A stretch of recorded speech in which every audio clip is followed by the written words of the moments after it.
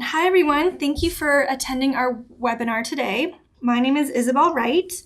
And I am Lee Schroyer. I'm from the Claremont Graduate University Career Development Office. And I'm from the Drucker Office of Career Strategy.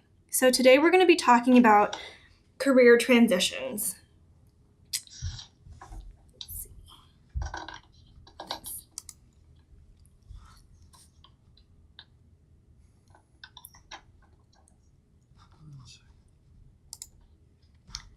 So the first question in a career transition is to ask yourself, why do you want this transition and to what? If you've reached the mid-career level, chances are you've probably worked around 10 years, if not longer. So it's understandable and reasonable that you feel you might want a career change. The question is to what's the right career change for you? For instance, if you enjoy the work that you do and are engaged by your industry, you might just want a new job in the same field. In this scenario, it may just be your particular job or the coworkers or the hours or the culture that might not be a good fit rather than the job or career in general. If this is the case, you might want to consider other opportunities again within the field. However, there's other scenarios in which case, if your industry is growing obsolete or you feel ready for a significant change in focus, a job that utilizes your skills but with a twist, you might look for a career change or a different career industry. The third option is a total pivot, in which case sometimes a complete change is necessary. At mid-career, many people want to reinvent their work life or themselves entirely. So if you think about a corporate worker who wants to leave the city entirely and work on a farm, that's an entirely, completely different industry that they want to get into. It's a big transition, but it's doable. So one of the reasons I wanted to join and help on this presentation is because I have personal experience with career transitions. I was in the franchise industry for about 25 years before I decided I really needed to get into a career transition. I had reached my peak at the previous industry I was in. I had been a manager, district manager, franchise business consultant, and a franchisee for Domino's Pizza.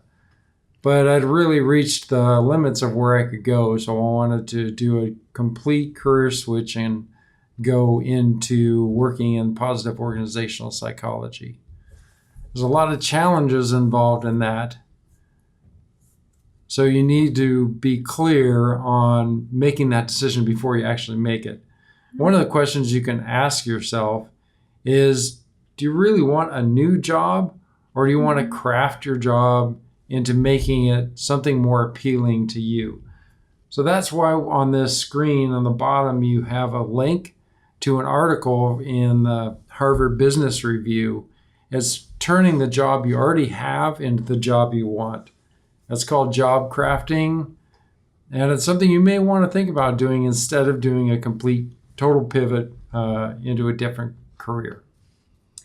So here on the next slide, there are a few questions as to why, like what Lee said, why do you want a career change?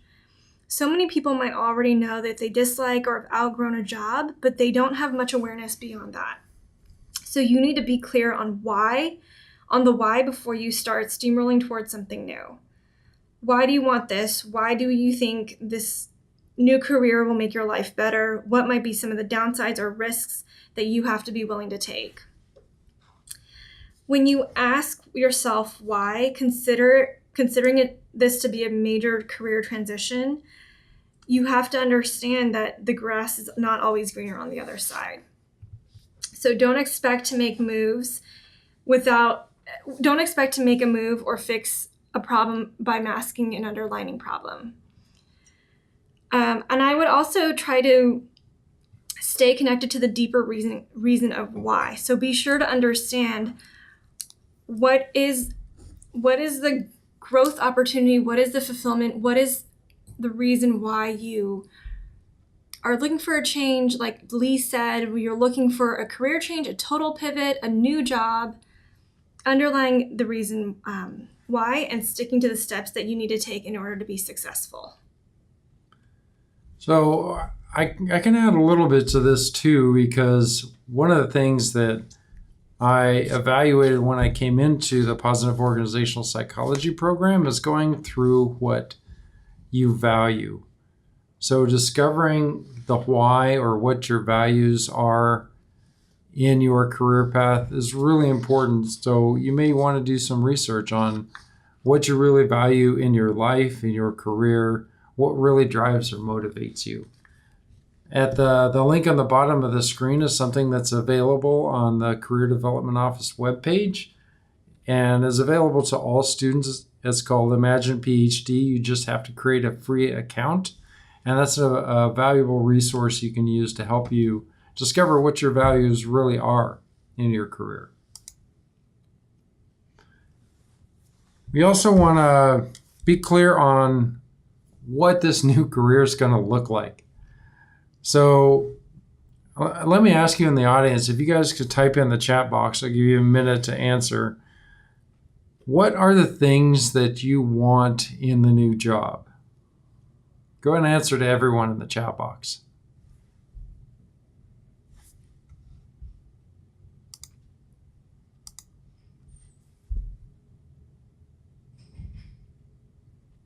Or you can also type in the chat box things that you don't want too.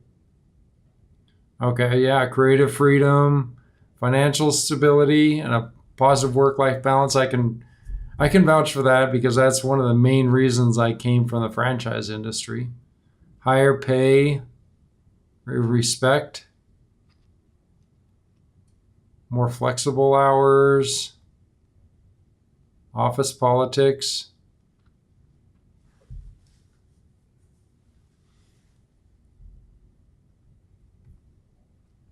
Great. So it looks like you guys all have a pretty good idea of what you do and don't want in your new position. Some of the questions you may want to ask yourselves are, what is the position called? Look on LinkedIn, look on people that have the position that you want and see what they call it on LinkedIn. Try and find other people with that position. Look at their career paths. And also you want to look at, do you have any career capital in this? Career capital is another way of saying, how can you leverage your current skills into that new career? Are they transferable? And if they are they the same skills? Are they slightly different? Or are they just called something different in that new career field? One of the things you may want to think about is people, if you have ever heard the phrase of follow your passions, well, research has been done that shows it's by a computer scientist named Cal Newport, actually shows that people that follow their passions have a lower probability of actually finding long-term career fulfillment than those who use their existing career capital in their current field and do some job crafting and just make a shift into another position within the company or another company that's related, rather than doing a full career pivot. It's just you're giving up a lot of the steps that you've taken to get to the point in your career that you're at to make that full career pivot. Now, I am not the person to talk about that because I did make a total career pivot. So I'm not advocating that you don't do it. Just make sure that it's exactly what you want to do before you do it. And like I said, read that article on job crafting. You may be able to incorporate your values and some of what you want to do in your current career. And also incorporate what you're learning in your MBA program or your other courses at CGU. I saw one of you was from Econ, into your daily career. So one of the other things that was on before was the Imagine a PhD assessment. So do that assessment and make sure you know what your values are too, like I mentioned. So part of determining what your values are is really figuring out what's your story. And there's a really good book on this by Bill George called Finding Your True North. And it's finding what gets you up and going to work every day. There's an article on the bottom of your screen called Discovering Your Authentic Leadership. If you don't want to read the full book, which is a couple hundred pages, this article narrows it down. It's also by Bill George, but it narrows it down to how people discovered what they're really interested in. So I want to ask the audience to share what your true story is. What are some goals that you have in making this career transition?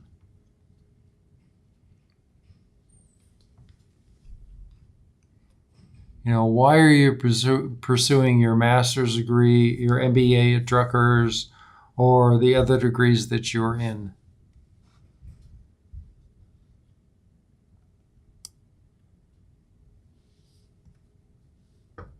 And there are other answers besides higher pay. That's one of the things we want to get out of this. But what is the value? Work-life balance was one of the good ones I saw.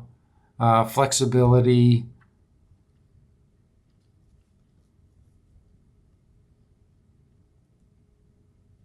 Is there any of you that have? Great. So you want to continue to learn, finding your way in public health, how to translate your skill set into public health. That's great.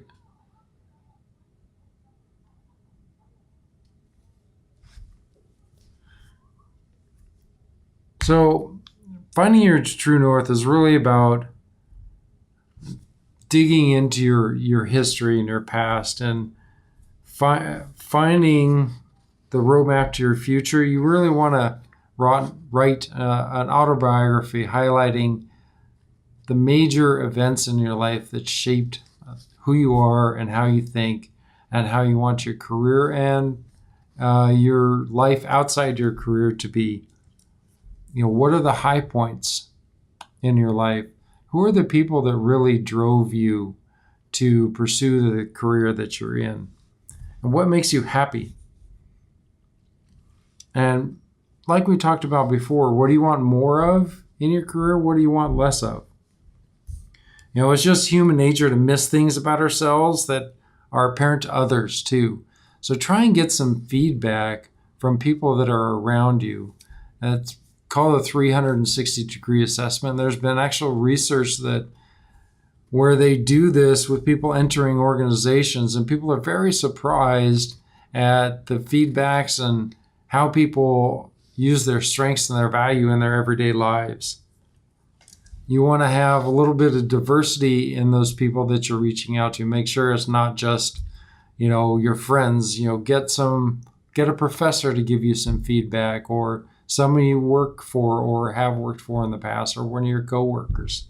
Those are all great people to get that feedback from about your values and who you are.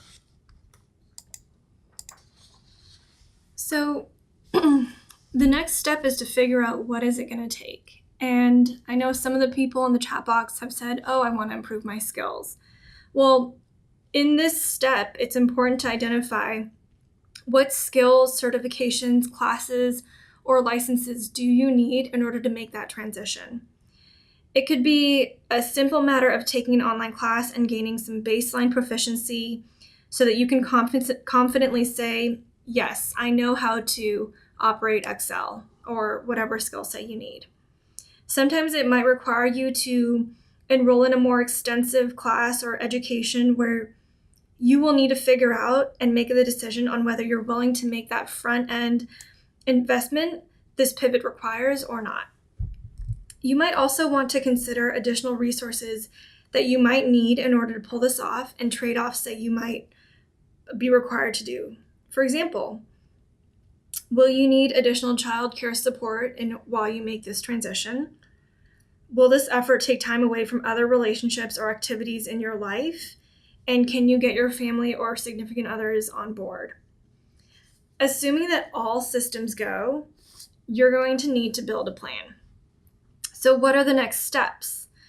Building your network in the industry. You want to break into searching for jobs, identifying transferable skills, creating a strong career portfolio or documents is also important.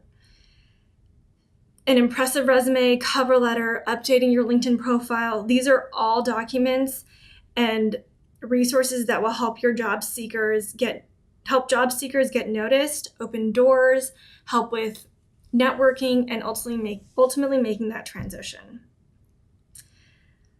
And it's also important to match your self-assessment with your skill set. So this could include reviewing, like what Lee said, what you like, what you don't like, what you want more of, what you want less of, your must-haves, deal breakers, and anything that can help you match what you want to do versus where you are right now.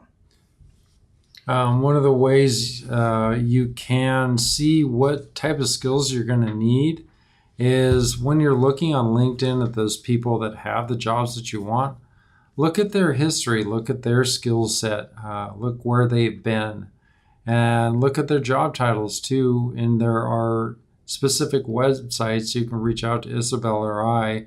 They can show you the skills that people in that industry and in that specific job, what skills they have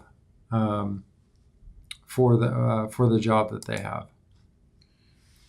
And now for this next slide, it's important to also accept help when faced with a career transition. Reach out to alumni on LinkedIn for mentors. If you find that one person's advice and counsel is particularly useful, ask them to help mentor or give you advice as you make this transition.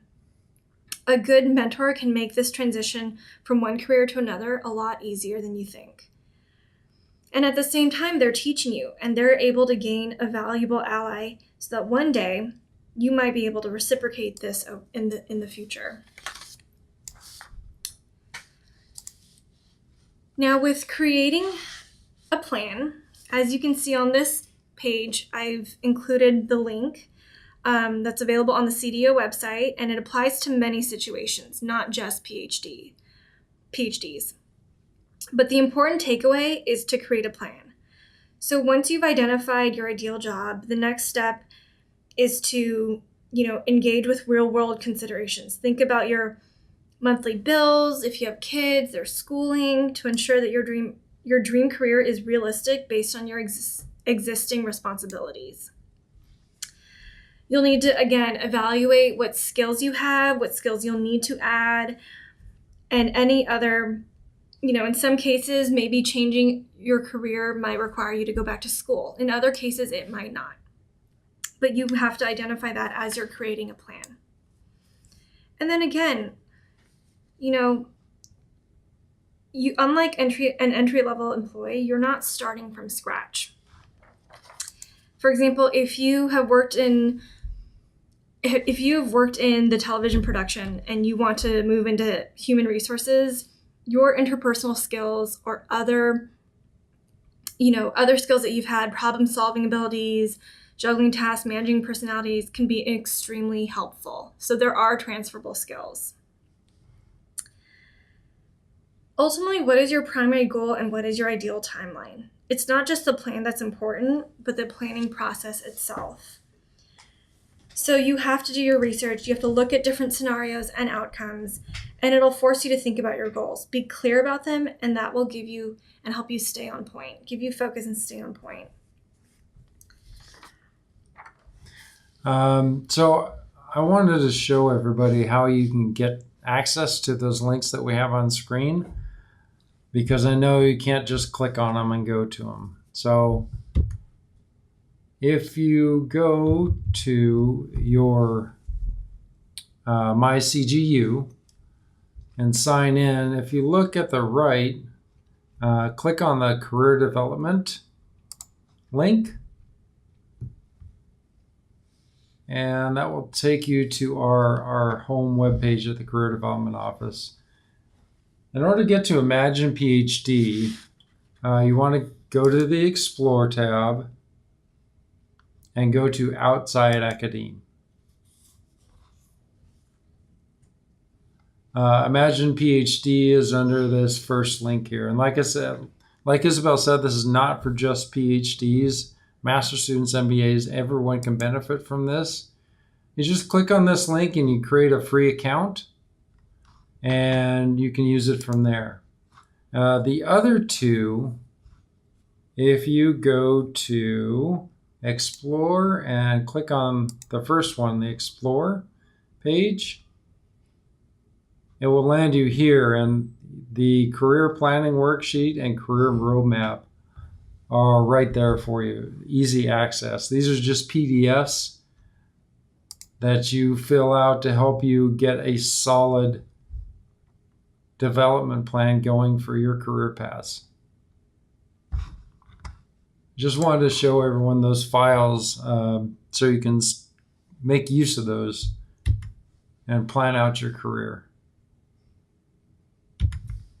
Perfect. Thank you, Lee. So on the next slide, you can incorporate all those in your weekly schedule. In addition to your weekly schedule, it's also important to set up time to learn new skills. Successful career transitions rarely happen without acquiring new skills. So, it's important to embrace the learning process and look at this time as an investment for your future.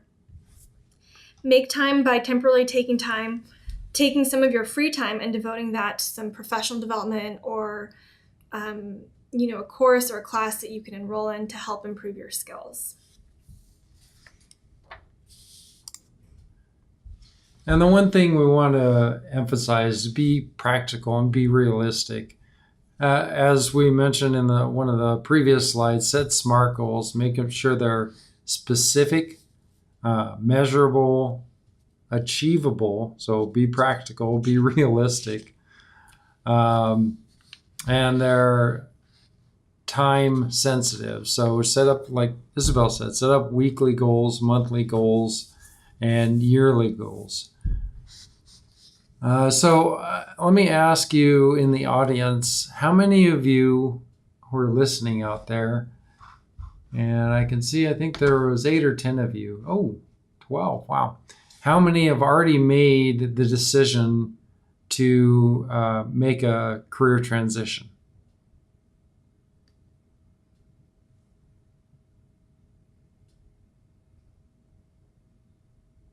I'm expecting most of you have, 3 out of 4 so far. I don't think you would be registered or taken master's or PhD courses if you weren't. But if you already decided, then this slide may not be for you. If you're on the fence or you haven't decided yet, if possible, if you can, make your move in stages. So, what I did, when I was trying to decide if I want to go back to school, I started taking one class at a time, brushing up on those skills. Statistics is not something you use in your everyday life. So I had to go back and take statistics courses that I hadn't used in about 15 or 20 years. So take one class at a time. And if you have decided to go to graduate school, maybe you can take night courses and work it into your current career. You don't always have to take a full course load. You can add some classes as your direction becomes more clear. You can also look into certifications if you're still on the fence that may benefit you down the road, or go to a conference and get some networking relationships, get some feedback, let people know where you're at. There's, other ways you can find those networking opportunities. We'll go into them a little bit later on, but you can look at professional associations, Eventbrite, Meetup, look for groups of people, like-minded people, and get some feedback from those people in the industry, and on LinkedIn as well. You don't want to overspend or overinvest in career transition if that's not something you necessarily want to do. You don't necessarily need to spend the money on advanced degrees if you only need a few courses or a certification. So, check out if you are a CGU grad or current student, make sure you use the resources here to help you make that decision. And as I said before, make sure you set SMART goals. So track the effort that you're doing. Make sure if you're already in a graduate program, you're investing a lot of money. Make it worthwhile. Really develop that plan that we were talking about and that roadmap that you need to follow to get on the right track to make that career transition. So monitor what you're doing and what you need to be doing next. You need to set up reminders in your calendar and follow up on things when you need to. If you're gonna make this happen, invest the time to track it. You can make a simple Excel spreadsheet, or you can do old school and have a big giant calendar on the wall. Whatever you need to make it realistic and to be able to implement it. One thing I wanted to make sure is, so the M in the SMART goals is measurable and the A is achievable. So make sure that you actually have milestones to those achievements and find places to get small wins out of that process. It doesn't have to be like whole semester long goals. Just, celebrate the small wins that you can achieve. So as you continue on with your career transition goals, it's important to be able to shift your brand. You'll need to shift your brand so that you make sense to your new target audience. A simple rule that I like to follow is the easier you make it for them to get you, the better the odds are that they'll want to know more. You have to make sure that your resume, LinkedIn profile, cover letter, and other documents, it's obvious why you're a perfect sense for the roles that you're applying for. Your competitors, at least some of them, are going to look great on paper because they've been in that industry and have worked in similar roles. So how are you going to brand yourself in a way that not only makes you look logical, but also clearly makes you stand out in a particular position? And also know yourself. Reflect on your strengths, values, and passions to know who you really are. Reflect on your expertise, your experiences, leadership, to get a clear sense of what you do. And when you do so, you'll find that it's much easier to market yourself because you're coming from a place of authenticity and purpose. As you continue to network and build connections with industry professionals, it's important to also position yourself well. So some people like to call this an elevator pitch. It's basically what you would tell other people about yourself in 2 minutes or less. Have a few positioning statements depending on how long you have to talk about yourself. But be sure to include who you are and what you do, and don't forget to say how it will help others. When you present yourself and you're networking with those in and also outside your organization or business, it's also important to update your social media profiles, albeit like LinkedIn. And also define your brand before others define it for you. So be prepared to explain the new you to those around you by creating and clearly articulating your new brand. Like I mentioned, an elevator pitch is the best way to kind of articulate in a genuine and purposeful way how you add value and what your role is and why you want to connect and how you're addressing those transferable skills from your previous career to now your new career. So, mobilizing your network. The big and the key portion here, and I know that Lee's going to talk about it in a little bit, is to network before you need it.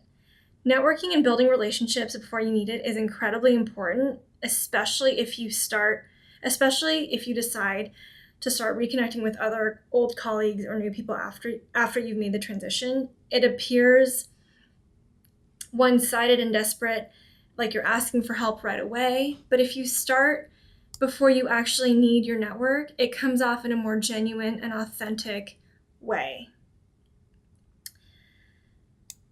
Building relationships and trust so that you can communicate when you need it, and your network will be receptive and helpful to you. Having said that, it's important to also now mobilize your network. So get people on board, especially those who know you and have always had your back. Previous mentors or colleagues or professors, friends or people who know your transition, who know what you have to offer and can vouch for you.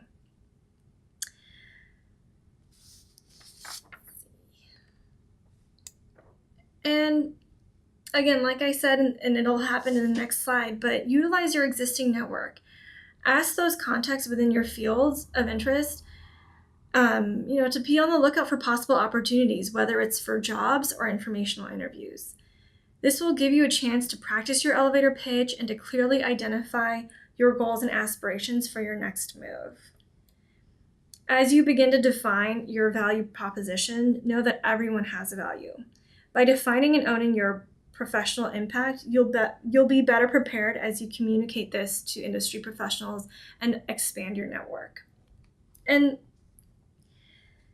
it's important to have a support system. Having a great support system will allow you to thrive. This is a long-term, process. We don't know how long this could take, and I know it's not going to take overnight, but having a career coach or family on the same page who can help make this transition easier for you will only help you in the long run.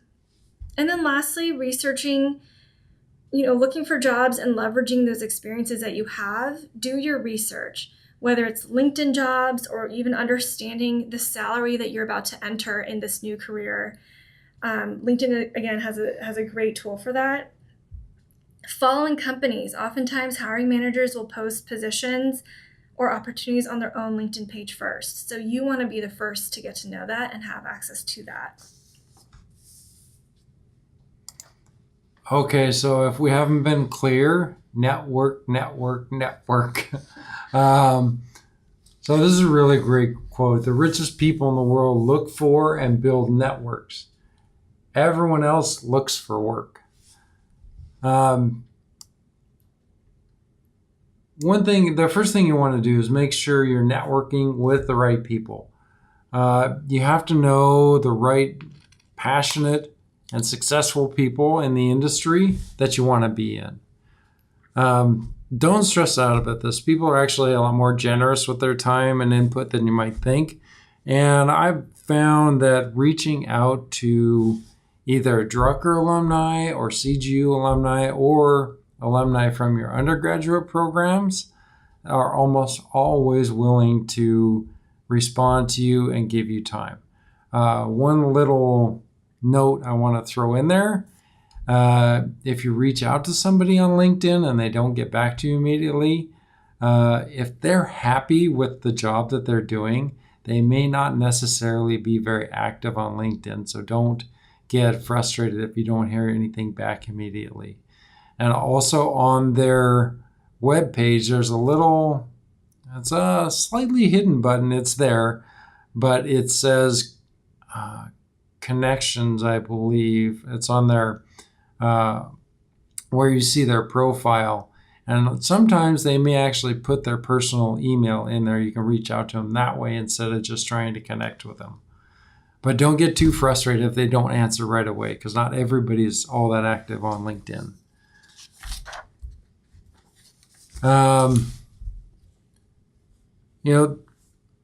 One of the ways you can approach somebody, and this is on LinkedIn too, you can mention it in the note you send to them to connect, is giving them a compliment or noting something in their research or that they've done in their career or an interest or hobby of theirs that you share with them. There's another way too. It's a good question that was asked the other day, is just asking people, what are you passionate about? What gets you up and excites you about going to work every day? If they can't find anything, maybe that's not the right person or not the right career either. After you build a little rapport with someone, then you might be able to ask for a little bit of time and maybe go into more formal informational interview or sit down for coffee with them. Make sure to please thank somebody after you're able to connect with them and they give information to you. And after you thank them, and make sure you do that the same day or the next morning, reach out to them a month later. Let them know where you're at and where your head is and if they have any other feedback for you. And if you've actually implemented what the advice that they gave you. That's the best way they know that you really appreciate the feedback they gave you. One of the reasons most people don't actually do a career pivot is because they're scared, they're terrified. And I can tell you from my perspective, that was one thing that held me back in career transition, because you have a lot of other people you have to take into consideration when you're doing those. Mine was my wife. My kids are out of the house now, but if I was going to go get my master's degree, it was a big financial investment for me to do that. And so I had to take that into account. I was terrified of going into that much debt, especially when you're closing in at 50 years old. So, that change was terrifying to me, and I know it can be terrifying to you. And the fear of failure is another big fear. What if we make this a big investment and it doesn't turn out? So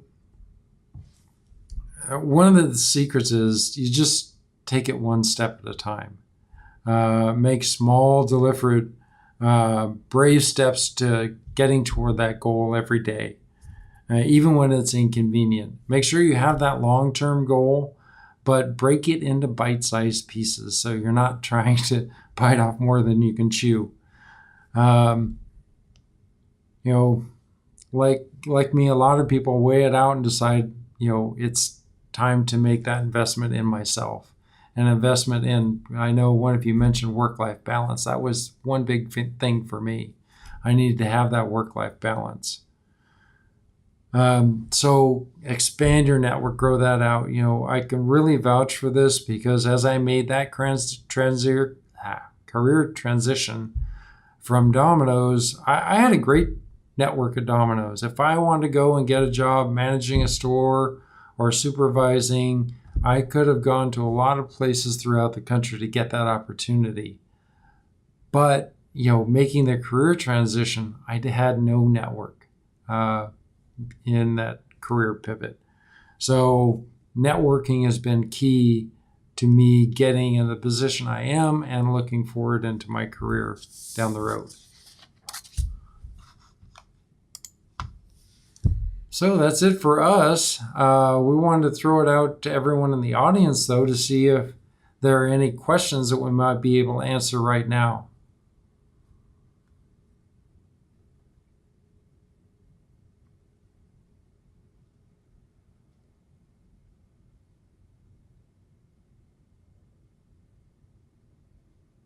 I'll give everyone a few more seconds. Oh, yeah. Yeah, no problem. The links are up there on the presentation, and I think Isabel can send out a PDF of the presentation to everyone. Yeah, I can definitely do this. And we're also going to have the webinar online. I know you guys have tuned in, but in case you want to, if we, covered something too fast, in case you guys want to go back, you can also check that out. But yes, I will send this out to all the participants who attended today's webinar. No problem. Yeah, and links to the resources too. We have more resources. We're not hiding them, but might have to come in and see us to get them. So I'm really pitching out there. Come visit us in our offices, and we're more than willing to help and get you, started on that career roadmap. Well, it doesn't look like there's any questions for us, but if you do have any questions, our emails are on the screen, so you can reach out to us offline. I want to thank everybody for participating today. Thank you so much, you guys. I hope it was helpful to you. Thank you.